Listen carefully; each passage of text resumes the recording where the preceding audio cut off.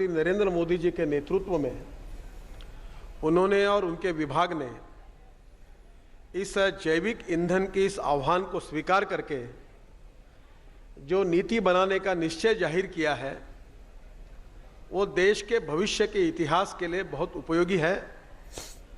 और विशेष रूप से जो गांव, गरीब, मजदूर और किसान हैं, जो ट्राइबल्स हैं, उन क्षेत्र के सामाजिक आर्थिक विकास के लिए एक मील का पत्थर होगा।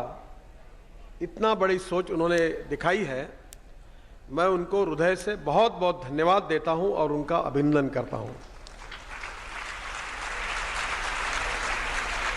हमारे देश में जो अनेक समस्या है उसमें से हमारी सबसे बड़ी समस्या है पोल्यूशन की। आप दिल्ली वालों को ये बताने की आवश्यकता नहीं है कि यहाँ पोल्यूशन के कारण हमको कितनी तकलीफ होती है। हमारे स्वास्थ्य में अनेक बीमारियां इसलिए होती है कि यहाँ पोल्यूशन के कारण हमारा जीवन काफ़ी अस्वस्थ हुआ है।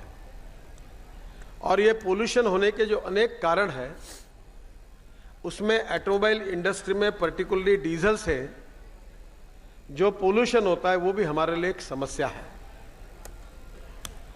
मैं ट्रांसपोर्ट मंत्री हूं और एक बड़ा चैलेंजिंग रिपोर्ट मेरे पास आया है कि हमारे देश में ऑटोमोबाइल की ग्रोथ 22% है। पहले एक घर में मुश्किल से एक कार रहती थी, अब घर में 4 जने और 5 कारें हैं, ऐसी स्थिति बनी गई है। और कार की संख्या होने के कारण हमारे यहाँ ऐसा रिपोर्ट आया है कि हमें हमारी 96,000 किलोमीटर राष्ट्रीय महामार्ग है और अगर जिस प्रकार से वाहनों की संख्या बढ़ रही है उस प्रकार से अगर रोड बनाने की आवश्यकता है तो हर 3 साल में हमको एक लेन जोड़नी होगी। और एक लेन अगर जोड़नी होगी तो 3 साल के बाद हमको 80,000 करोड़ रुपए केवल एक लेन जोड़ने के लिए खर्चा आएगा। इतनी बड़ी कैपिटल कॉस्ट लगेगी।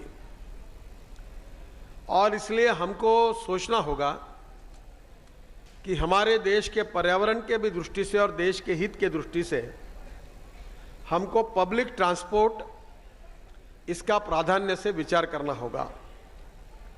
और जो पब्लिक ट्रांसपोर्ट होगा वो अगर प्रदूषण से मुक्त होगा तो उससे देश के लोगों को राहत मिलेगी।